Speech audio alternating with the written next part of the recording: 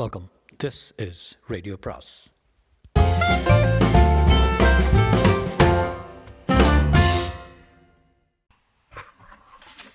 அனைவருக்கும் அன்பு வணக்கம். ராக்கி ராகராஜனின் குறுநாவல் ஒன்று இன்று ப்ரொஃபஸர் மித்ரா அத்தியாயம் 1. It is proposed to recommend your name for being decorated with Padma Shri in connection with the Republican Day honors on. புதுடெல்லியின் கலாச்சாரத்துறை அமைச்சகத்திலிருந்து வந்திருந்த அந்த கடிதம் தன்னை அழுத்தி கொண்டிருக்கும் கண்ணாடி குண்டிடமிருந்து விடுபட முயன்று படபடத்து கொண்டிருந்தது. வெள்ளை காகிதத்தின் கீழே ஒரு தந்தி ஃபாரம் இருந்தது. அரசாங்க விருதை ஏற்றுக்கொள்ள சம்மதமா இல்லையா என்று உடனடியாக தெரிவிப்பதற்காக அவர்களே அனுப்பியிருந்த ஃபாரம். ப்ரொஃபஸர் மித்ராவின் உதட்டு கோடியில் அசைவது போல் ஒரு புன்னகை அசைந்து கொண்டிருந்தது. கால்களை நீட்டிக்கொண்டு நாற்காலில் சாய்ந்திருந்தார் அவர். பெருக்கல் குறி மாதிரி ஒன்றை ஒன்று குறுக்கிட்டிருந்த பாதங்கள் விரலோடு விரல் தட்டி கொண்டிருந்தன. ஓடாதே, கண்டபடி ஓடக்கூடாது என்று சுட்டு விரலை ஆட்டி எச்சரித்தார் ப்ரொஃபஸர். அவருடைய வளர்ப்பு பூனை குறுக்கும் நெடுக்குமாக ஓடிக்கொண்டிருந்ததே காரணம். எஜமானின் புது புகழை அதனால் உணர முடிந்ததோ என்னவோ உற்சாகத்துடன் துள்ளி கொண்டிருந்தது.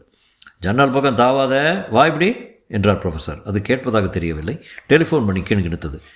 மித்ரா ஸ்பீக்கிங் என்றார். பத்மஸ்ரீ மித்ரான்னு சொல்லுங்க. யார் பேசுறது? நான் தான், மிஸ்ஸஸ் என்ஜினியர்ஸ்.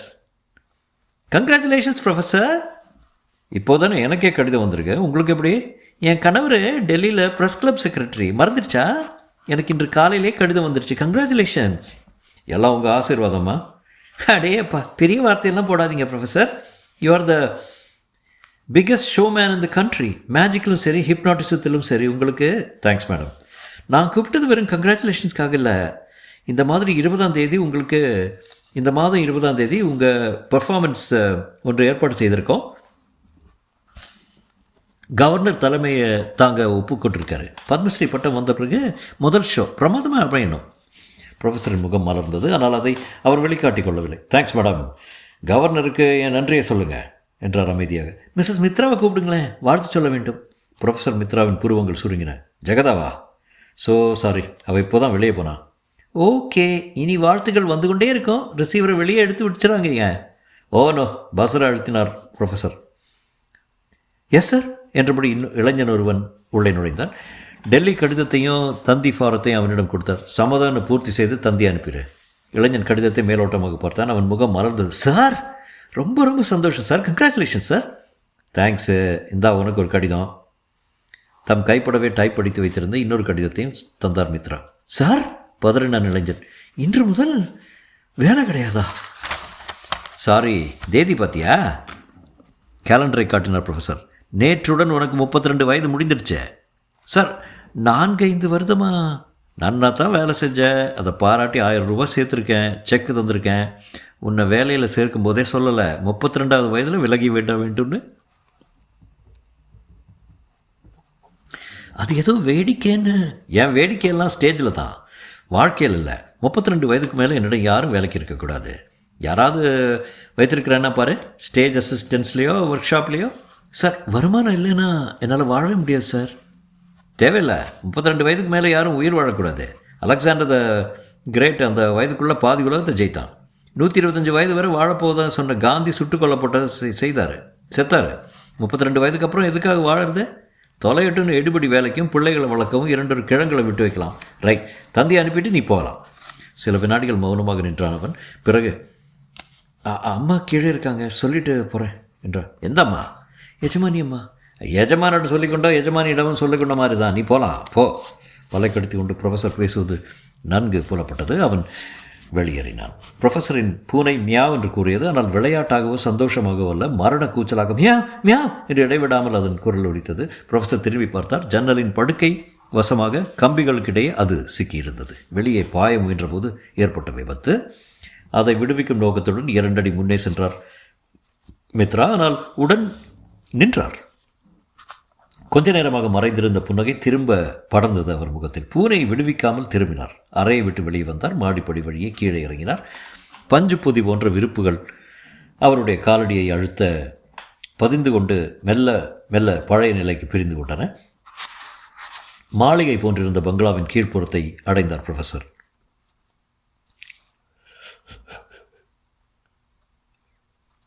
ஹாலை எடுத்து வலப்புறமும் இடப்புறமுமாக நீண்ட கூடங்கள் சென்றன. வலப்புறம் இருந்த கூடத்தின் வழியே நடந்தார். கடைசி அறையை அடைந்ததும் நின்றார்.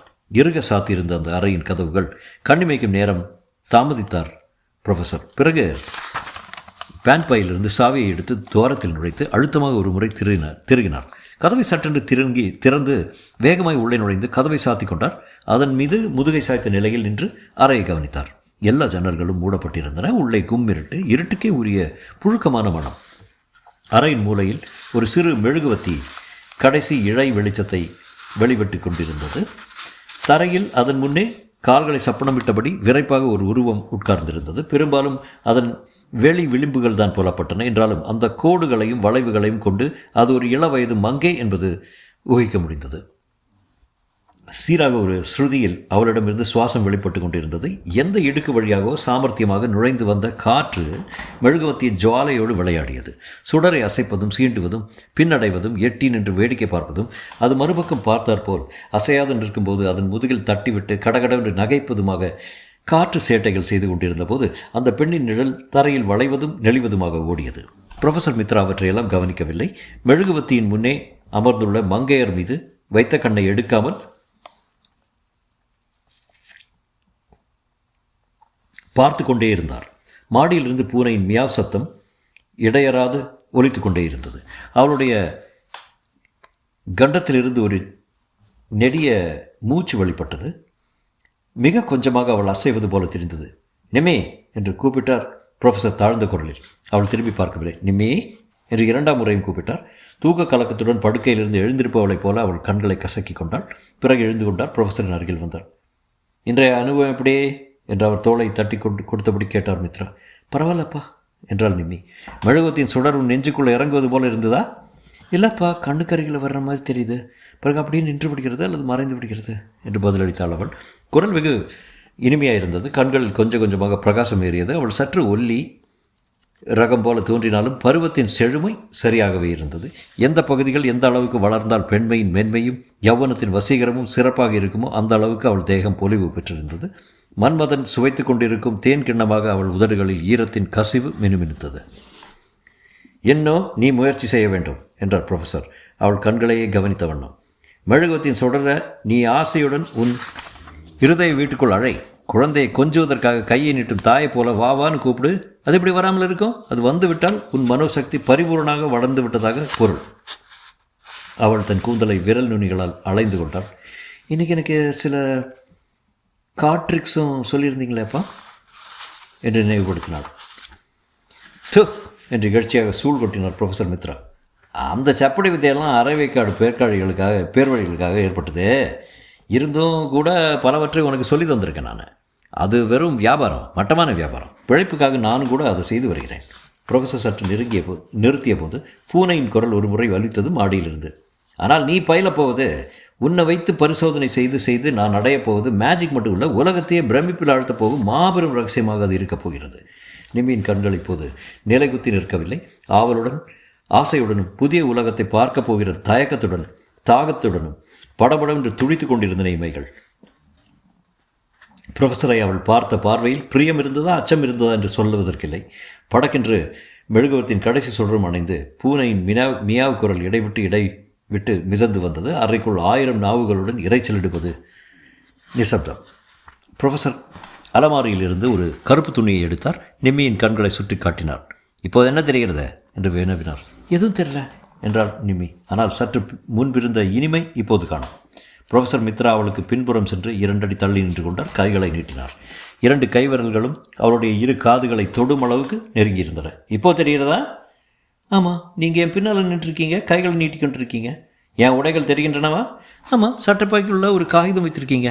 என்ன காகிதம்? அதுபடி புதுடெல்லி அரசாங்கத்திலிருந்து வந்திருக்குது. கல்ச்சரல் மினிஸ்ட்ரி உங்களுக்கு பத்மஸ்ரீ விருது கொடுக்க போவதாக. அவளது பேச்சை நிறுத்துவது போல வெளியே கதவு தட்டப்பட்டது, லேசாக பயத்துடன். புரொஃபஸர் மித்ரா அதை அலட்சியம் செய்ய நினைத்தார். ஆனால் தட்டப்படும் ஓசை அதிகமாகவும் வேகமாகவும் வரத் தொடங்கியது.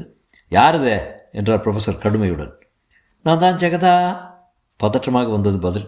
உன்னை யார் இங்கே என்று ப்ரொஃபஸர் மித்ரா உரிமை கொண்டிருக்கும் போதே சரியாக சாத்தப்படாத கதவு திறந்து வழிவிட்டது. அவர் மனைவி புயல் போல உள்ளே நுழைந்தாள். கண்ணில் கட்டுடன் மந்திர சக்திக்கு கட்டுப்பட்டது போல அசைவற்று நிற்கும் நிம்மியின் உருவம் அவள் கண்ணில் பட்டதும் திகில் நிறைந்த ஒரு கேவல் அவள் நெஞ்சிலிருந்து வெளிப்பட்டது. நிம்மி என்று தொண்டை தழுதழுக்க பேச தெரியாமல் குழறினாள். நிம்மி அவள் பக்கம் திரும்பவில்லை. ஜெகதா அவளை அணைத்துக் கொள்ள விரும்பினாலும் தெரிங்கிய போது ப்ரொஃபஸரின் கரம் குறுக்கே நின்று அவளை தடுத்து நிறுத்தியது. ஷ் என்ற அவரது எச்சரிக்கையும் விழிகளின் உருட்டலும் அவளை அச்சம் கொள்ள வைத்தன. ப்ரொஃபஸர் நிம்மியின் கண்கட்டை அவிழ்த்தார். அவளிடம் பேசத் தொடங்கினார் முன்போல.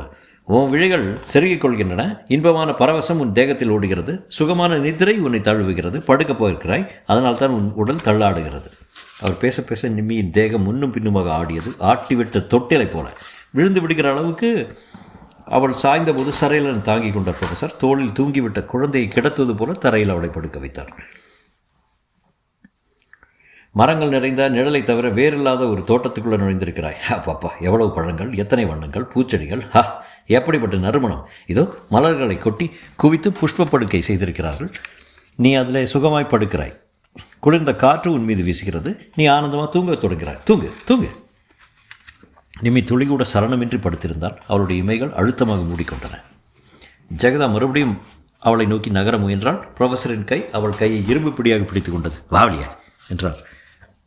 அவள் வர தயங்குவது போல தோன்றியதும் வலுக்கட்டாயமாக இழுத்துக்கொண்டு வெளியே வந்தார். கதவை சாத்தினார். சொல்ல என்றார். ஜெகதா பயத்துடன் நாற்புறமும் பார்த்து கொண்டாள். அந்த பிரம்மாண்டமான வீட்டில் கண்ணு கெட்டிய தூரத்தில் வேலைக்காரர்கள் யாரும் தென்படவில்லை. பாலைவனத்தில் அனாதையாக நிற்பது போன்ற பீதியும் துன்பமும் அவளை வாட்டின. அந்த பையன் வந்து சொன்னால் நான் நம்பலை. எந்த பையன்? நீங்கள் வேலையை விட்டு போக சொன்னீங்களாமே, தினம் தினம் சாயங்காலம் நிம்மியை இந்த அறைக்குள்ளே அடைத்து விட்டு சித்திரவதை செய்கிறீங்கன்னு. ப்ரொஃபஸர் மித்ரா விகாரமாக சிரித்தார். நீ தான் பார்த்திய சித்திரவதையா? அதை காட்டிலும் கொடுமை. நிம்மி தினம் ஸ்நேகிதியை பார்க்க போகிறான்னு நினச்சிட்ருக்கேன். இந்த வீட்டுக்குள்ளேயே எனக்கு தெரியாமல். ப்ரொஃபஸர் மாடியை நோக்கி கண்களை உயர்த்தினார். அவருடைய வளர்ப்பு பூனையின் முனகல் இப்போது பலவீனமாக கேட்டுக்கொண்டிருந்தது. நான் தான் உத்தரவிட்டிருந்தேன், யாரிடமும் சொல்ல வேண்டாம்னு, முக்கியமாக உன்னிடம் என்றார். தடால் என்று அவர் காலடியில் விழுந்தான் ஜெகதா. கரகரவென்று வழிந்த கண்ணீர் ப்ரொஃபஸரின் ஷூக்களை நினைத்தது. உங்களை முன்னாடி கேட்டுக்கொள்கிறேன், நிம்மியை விட்டுருங்க. கழுத்தில் இருந்த மாங்கல்யத்தை பிடித்து கொண்டு விம்மினாள் ஜெகதா. கழுத்தில் கட்டினீங்களே, இந்த தாலியின் உரிமையினால் கேட்குறேன். என் குழந்தையை, நம்ம குழந்தையை விட்டுருங்க. அவளுக்கு இந்த அவல வாழ்க்கை வேண்டாம். எது அவல வாழ்க்கை? ப்ரொஃபஸர் தன் கால்களை உதறினார் கோபத்துடன். பூட்ஸின் கெட்டியான முனைகள் ஜெகதாவின் மோவாயை எகிரி தள்ளினார். எது அவல வாழ்க்கைன்னு கேட்க பதில் சொல்லு. நிம்மி என்ன காட்டிலும் அதிக புகழ் பெற போகிறா. இந்தியாவிலேயே தலை சிறந்த பெண் மெஜிஷியனாக, ஹிப்னாட்டிஸ்டாக பிரகாசிக்க போகிறா.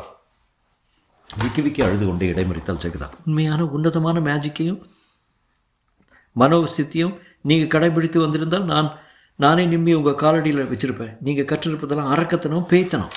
ஜெகதா, அவள் பேச்சை நிறுத்த முயன்றார் ப்ரொஃபஸர். முடியவில்லை. விட்டுவிடுங்க தயவு பண்ணி. நான் செல்வத்தை, அவள் படிப்பும் பண்பாடும் உள்ள பெண்ணாக வளர வேண்டும். பெண்ணுக்குரிய ஆசைகளுடன், பெண்ணுக்குரிய லட்சணங்களுடன், நல்ல மனைவியா, நல்ல தாயா, நல்ல குடும்பத் தலைவியா அவள் வழங்க வேண்டும். தயவு பண்ணி அவளை விட்டுடுங்க. வாழை குருத்து போல இருக்கிற அவள் வாழ்க்கையை முறிந்து முடமாக்கி உங்களுடைய கெட்ட பரிசோதனையை சுருக்காதீங்க. பெற்றவா கெஞ்சுறேன், என் உணர்ச்சிக்கு மதிப்பு கொடுங்க. நிறுத்தேன். தரையை வெகு பலமாக காலினால் உதைத்தார் ப்ரொஃபஸர் மித்ரா. உணர்ச்சி, உனக்கென்ற ஒரு உணர்ச்சி இந்த மித்ராவின் குடும்பத்திலாகட்டும், தொழிலாகட்டும், யாருக்கும் அப்படி ஒன்று தனியாக இருந்தது கிடையாது. இருக்கவும் கூடாது. புரியுதா? இங்கே ஒரே மனம்தான் உண்டு, இந்த மித்ராவின் மனம். இங்கே ஒரே உணர்ச்சிகள் தான் உண்டு, இந்த மித்ராவின் உணர்ச்சி. தெரியும், எனக்கு தெரியும் என்று முகத்தை மூடிக்கொண்டே தேம்பினால் ஜெகதா. ஆனால் நிம்மி ஒருத்திக்கு மட்டும் விதிவிலக்கு கொடுங்க. இந்த ஒன்றில் தான் நான் நிச்சயமாக விட்டுக் கொடுக்க போகிறதில்ல. கேளு, அடுத்த 20ஆம் தேதி என் மேஜிக் ஷோ பிரமாதமாக கவர்னர் தலைமையில் நடக்கவிருக்கு. அப்போது முதல் தடவையாக நிம்மியும் ஸ்டேஜுக்கு வரப்போகிறா. நான் கற்றுத்தருகிற வித்தைகளை காட்ட போகிறான். ஐயோ வேண்டாம். உன் எதிர்ப்பையெல்லாம் இப்போதே மூட்டை கட்டி வச்சுரு. புரியுறதா? இந்த வீட்டில் ஒவ்வொருவருக்கும் ஒரு சுதந்திரம் கொடுத்துருக்கேன். அதுக்குள் தான் அவங்க வளைய வர வேண்டும். மீறி போய் அதிகப்படி சுதந்திரம் கேட்டால் ப்ரொஃபஸர் நிறுத்தினார். என்னோட மாடிக்கு வா என்று கூறி முன்னேறி வந்தார். நடுங்கும் கால்களை சிரமத்துடன் இழுத்து கொண்டு அவரை பின்தொடர்ந்தார் ஜெகதா. தன் அறையை அடைந்ததும் கதவை திறந்தார் ப்ரொஃபஸர். பார் என்று ஜன்னலை காட்டினார்.